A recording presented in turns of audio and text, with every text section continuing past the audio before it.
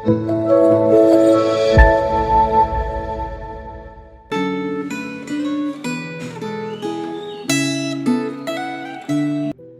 Bapak Ibu Saudara yang dikasihi Tuhan, kita sungguh bersyukur hari ini kita dapat kembali mengingat akan karya Allah di dalam sejarah umat manusia.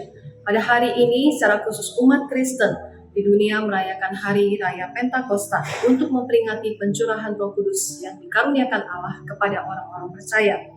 Kita bersyukur karena Allah terus bekerja dalam kehidupan umatnya dan tidak meninggalkan kita. Karya Allah Roh Kuduslah yang memampukan kita untuk mengenal Allah lebih dekat, untuk mengerti kehendaknya dan hidup di dalam kuasa-Nya. Mari kita berdoa memohon Allah Roh Kudus terus mengajar dan mencerahkan hati kita untuk memahami firman-Nya. Kita berdoa. Bapa kami yang di surga, kami sungguh berterima kasih kepadamu sebab Engkau telah berkenan mencurahkan Roh-Mu kepada kami. Yesus pernah menyebut Roh-Mu sebagai penolong yang lain bagi kami yang percaya. Roh-Mu berkuasa untuk mengubah hidup kami dan selalu bersaksi kepada kami tentang karya keselamatan-Mu. Untuk itu ya Bapa, kami sungguh bersyukur kepadamu sebab Engkau memperhatikan kami. Tolonglah kami saat ini ya Bapa, agar kami bisa memahami firman-Mu. Roh-Mu juga menolong kami untuk bertumbuh dan membuat kami semakin menyerupai anak-Mu, yaitu Yesus Kristus. Di dalam nama Tuhan Yesus kami berdoa. Amin. Bapak Ibu Saudara yang dikasihi Tuhan, tema kita hari ini adalah gereja yang dipenuhi Roh Kudus. Mari kita membaca satu bagian firman Tuhan dari Kisah Para Rasul pasal yang kedua. Kita akan baca ayat yang ke-41 dan ayat yang ke-42. Demikian bunyi firman Tuhan. Orang-orang yang menerima perkataannya itu memberi diri dibaptis, dan pada hari itu jumlah mereka bertambah kira-kira 3.000 jiwa. Mereka bertekun dalam pengajaran rasul-rasul dan dalam persekutuan. Dan mereka selalu berkumpul untuk memecahkan roti dan berdoa. Amin. Bapak Ibu Saudara, teks hari ini menunjukkan kepada kita beberapa ciri gereja yang dipenuhi oleh Roh Kudus. Yaitu mereka bertekun di dalam pengajaran para rasul, mereka bertekun di dalam persekutuan, dan mereka bertekun di dalam doa. Di dalam semuanya ini, Bapak Ibu Saudara, ide utamanya adalah gereja memiliki ketekunan. Makna ketekunan di sini bukan hanya merujuk pada aspek waktu, yaitu terus-menerus atau dalam durasi yang lama. Tetapi kata ketekunan ini juga memiliki arti melakukan sesuatu secara fokus.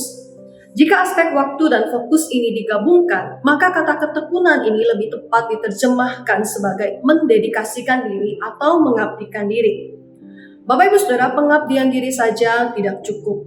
Tetapi objek pengabdian diri itu, kepada siapa kita mengabdi itu juga harus tepat. Jika gereja bersemangat untuk sesuatu hal yang tidak tepat, maka ini bisa menjadi sesuatu yang mencelakakan dan menghancurkan gereja. Gereja atau jemaat mula-mula, mereka mendedikasikan diri kepada hal-hal yang baik dan positif. Dan ini memberikan kepada kita contoh pola tentang gereja yang dipenuhi dan dikuasai oleh Roh Kudus. Kita akan melihat yang pertama, Bapak Ibu Saudara, gereja yang dipenuhi Roh Kudus itu bertekun di dalam pengajaran. Gereja yang dipenuhi Roh Kudus harus mengabdikan dirinya kepada doktrin atau pengajaran yang sehat. Gereja yang dipenuhi Roh Kudus adalah gereja yang dibangun di atas kebenaran. Allah telah memilih untuk menyatakan dirinya di dalam firman-Nya yang tertulis, yaitu Alkitab. Karena itu gereja harus menyukai studi Alkitab. Gereja harus mendedikasikan dirinya untuk belajar dan mengajar firman. Kita tidak bisa hanya mengklaim dan memilih untuk mendengarkan suara roh atau bisikan roh yang bersifat subjektif, tetapi menjauhkan kita dari penyataan firman atau ajaran Alkitab. Ketika kita melihat perubahan hidup dalam jemaat mula-mula yang dikatakan pada waktu itu ada 3.000 orang yang bertobat, dan ini bukan jumlah yang sedikit.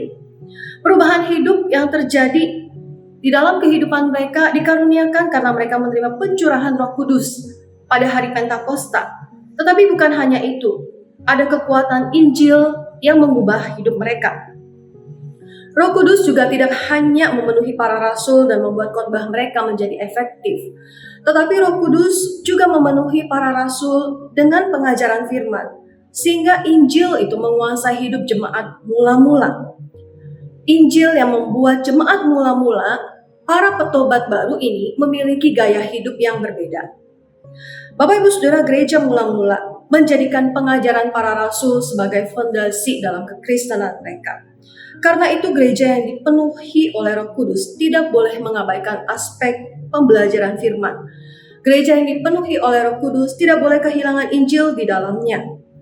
Gereja Tuhan seharusnya terus bertekun di dalam pengajaran firman Tuhan. Tanpa pengajaran yang kokoh, maka umat Tuhan tidak mungkin mengenal Allah dengan benar. Hal yang kedua yang kita lihat, Bapak Ibu Saudara, gereja yang dipenuhi Roh Kudus itu bertekun di dalam persekutuan. Persekutuan atau koinonia tidak hanya berarti berkumpul di suatu tempat pada waktu yang sama, tetapi kata ini juga memiliki makna kemitraan, keintiman, atau berbagi. Persekutuan kita dengan Kristus membuat kita terikat dalam persekutuan dengan sesama orang percaya. Persekutuan yang terjadi dalam jemaat mula-mula diwujudkan melalui kebersamaan dan kesatuan mereka ketika mereka melakukan ibadah secara rutin, kemudian mereka memecahkan roti bersama untuk mengenang kasih Kristus, serta memberikan bantuan secara material kepada orang-orang yang membutuhkan.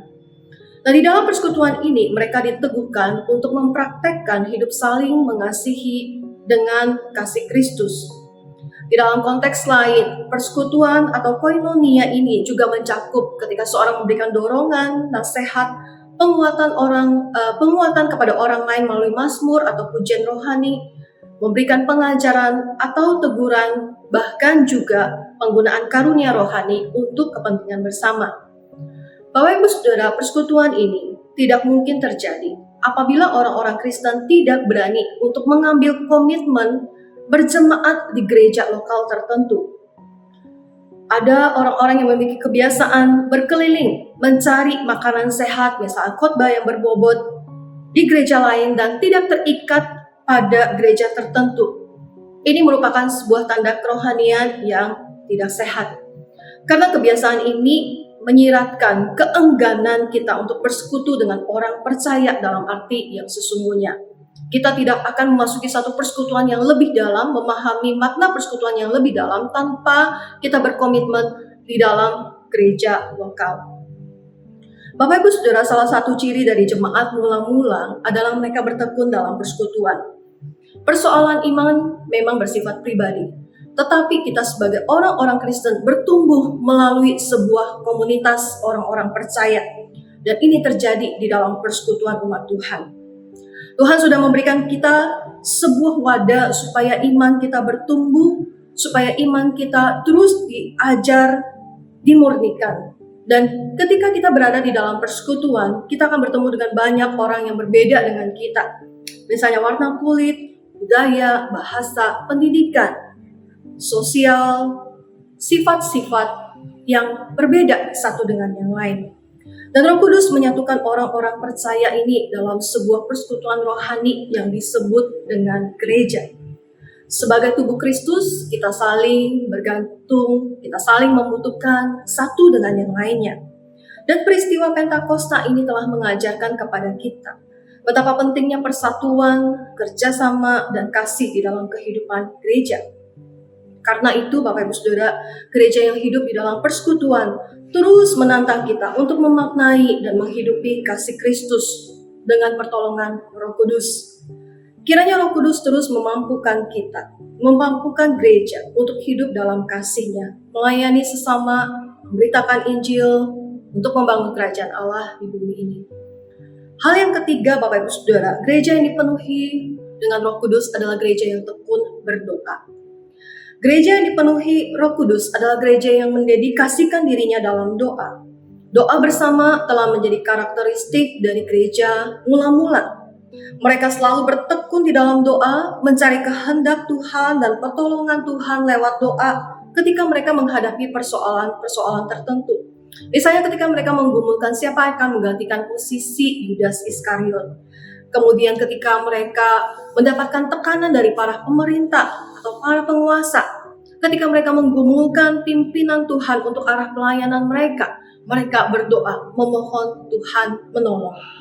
Para rasul pun dikatakan mendedikasikan waktu dan perhatian mereka secara khusus untuk doa dan pengajaran firman. Bapak Ibu Saudara, doa adalah sumber kekuatan utama pelayanan dan kehidupan gereja mula-mula.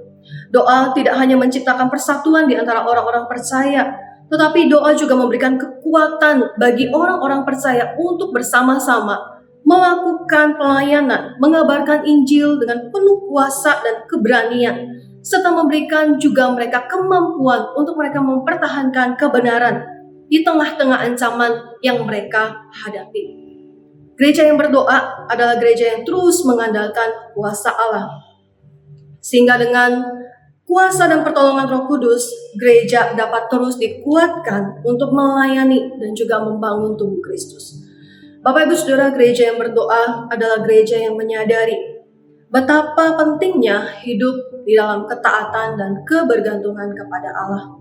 Gereja yang memberikan diri untuk berdoa adalah gereja yang mau terus diperbaharui untuk memenuhi panggilan Allah bagi dunia ini.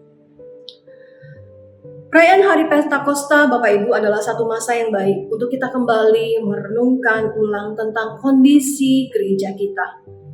Apakah selama ini gereja kita telah bersandar kepada Roh Kudus atau lebih mengandalkan usaha dan kuasa manusia? Apakah gereja kita telah mengabdikan diri atau bertekun di dalam mewartakan dan mempraktekkan kebenaran, mengajarkan firman Tuhan? Apakah sesama anggota gereja kita telah saling mempedulikan dengan kasih yang nyata dan hidup dalam persekutuan yang baik? Apakah kita sudah mengabdikan diri untuk mengutamakan doa dan mengandalkan kuasa Allah dalam setiap aspek kehidupan kita? Kiranya Allah Roh Kudus menolong setiap kita, menolong gereja, Bapak Ibu Saudara dan saya. Amin. Mari kita berdoa. Kami bersyukur Tuhan untuk hari Pentakosta ini, di mana kami diingatkan kembali akan karya Roh Kudus yang tidak hanya bekerja di dalam kehidupan kami secara pribadi, tetapi juga terus bekerja di dalam kehidupan gereja-Mu. Ingatkan kami ya Tuhan akan betapa pentingnya bagi kami untuk terus hidup dalam kuasa-Mu, sehingga kami bisa memenuhi tugas pelayanan kami dan pemberitaan Injil yang Kau percayakan kepada kami. Mampukan kami Tuhan sebagai gereja-gereja-Mu untuk terus hidup bertekun dalam pengajaran firman, di dalam persekutuan, dan juga di dalam doa. Biarlah gereja Tuhan terus menjadi terang dan garam di tengah-tengah dunia ini untuk mewartakan berita Injil yang membawa keselamatan. Di dalam nama Tuhan Yesus Kristus, Juru Selamat kami, dan yang telah mengaruniakan Roh-Nya yang hidup bagi umat-Nya, kami berdoa. Amin. Tuhan Yesus memberkati Bapak Ibu Saudara sekalian.